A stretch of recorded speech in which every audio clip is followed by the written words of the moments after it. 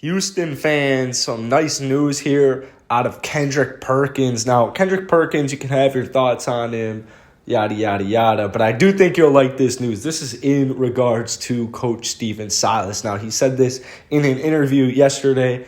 He's one of the best as far as putting guys in position to be successful offensively.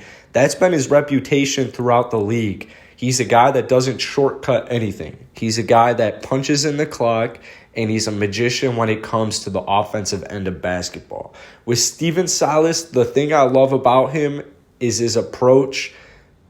He's a player's coach. Players gravitate towards him. So Silas, he was assistant coach and the offensive coordinator of the 2019-2020 Dallas Mavericks, and they finished with the most efficient offense in NBA history. So the Houston Rockets, man, things are looking good, not only from the players' perspective, but also from the coaching.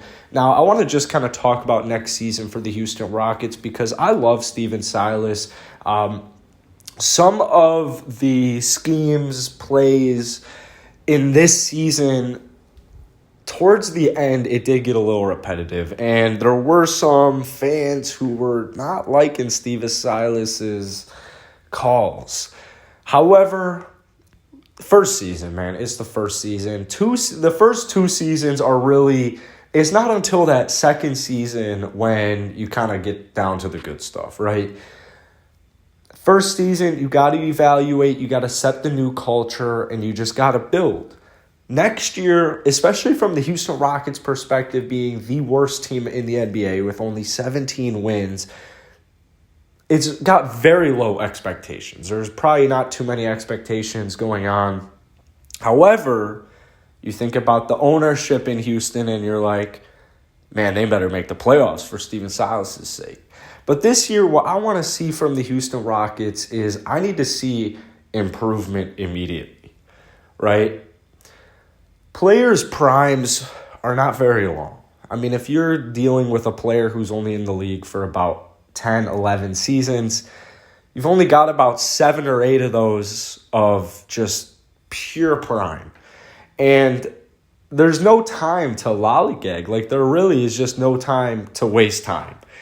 So this season, I want to see immediate improvement. And it doesn't necessarily have to be, in the playoffs. Don't have to be competing for the championship, although I'm sure that's what the Rockets intend to do. Rockets ownership, I'm sure, intends to do the same thing. But what I want to see is I want to see KPJ get better. I want to see KJ Martin get better. I want to see Jayshawn Tate get better. I want to see these cats get better. And while the record hopefully isn't near 17 wins, the hope is that it at least doubles to 34, 35, somewhere around that range. I think that's going to be where the Rockets actually end up. However, you never know. If several of these players, those guys I just mentioned, KPJ, Jayshawn Tate, KJ Martin, if these guys really emerge into the players we're hoping they emerge to quickly, I mean, you could easily be talking about the playoffs here. You still have John Wall. You still have Christian Wood. You still have Eric Gordon. So I'm not saying this team is going to be down bad because they very well could make the playoffs. It's not that crazy. I mean, the Phoenix Suns, they made one piece. They signed Chris Paul. Bam, they're in the NBA Finals. I know there's a lot more going into that, but the Houston Rockets, the potential is there, and the team is there, and then you throw in the second pick in the draft. So I want to see quicker speed. I want to see more efficient offense. I want to see more efficient defense. I want to see better plays. I want to see Christian Wood go off. These are just a couple of the things I want to see from the Houston Rockets next season.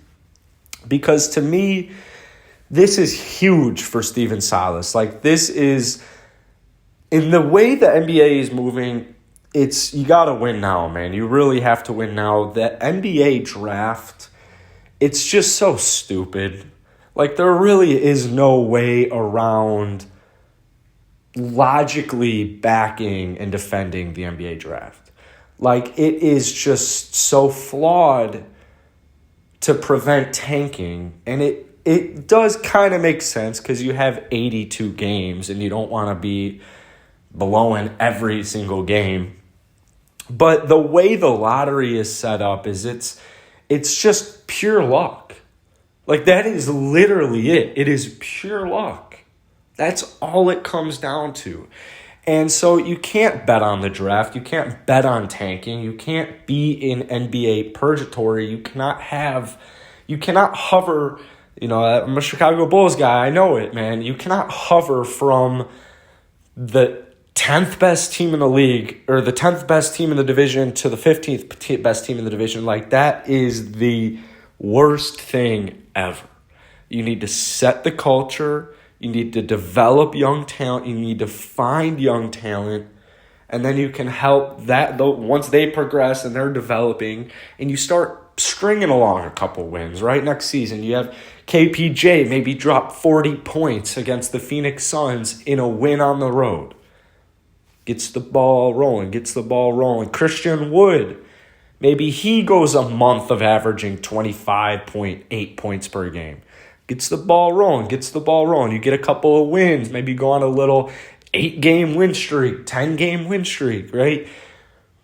It's important to set it all up next season because I want Steven Silas to succeed. I want the Houston Rockets to succeed. I want all the players on the Rockets to succeed. But they are going to need to bring in more help as well further down the line. And setting that identity, setting that culture, and just taking that next step from being, oh my God, 17 wins. Well, they still have some promising potential, but we'll see too, oh my God, they have a ton of promising potential. Maybe throw them in a trade package for superstar.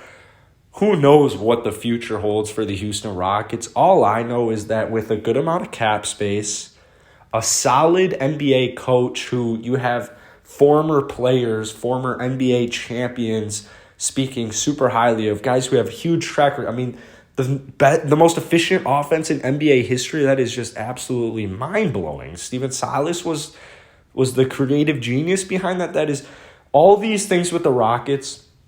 It's always the darkest before dawn, man. It was so bad this last year. Like this, I've truly never been a part of just such a crazy season because I've been around for Jim Boyle and the Bulls have brought in Rajon Rondo and Dwayne. I've been a part of some crazy seasons here in Chicago. And my first year covering the Rockets, it's just mind-blowing. Like, what is going on? That's how the first 3 months were of this year. So, and then the trade deadline, you got Victor Oladipo on his way out, and it's like, okay.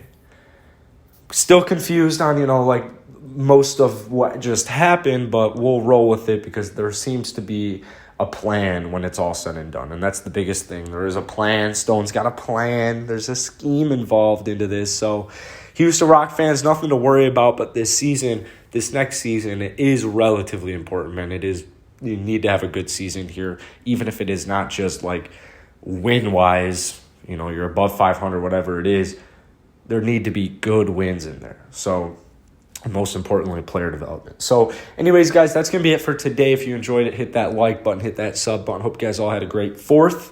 And, hit that sub button. So, I'll see you guys tomorrow.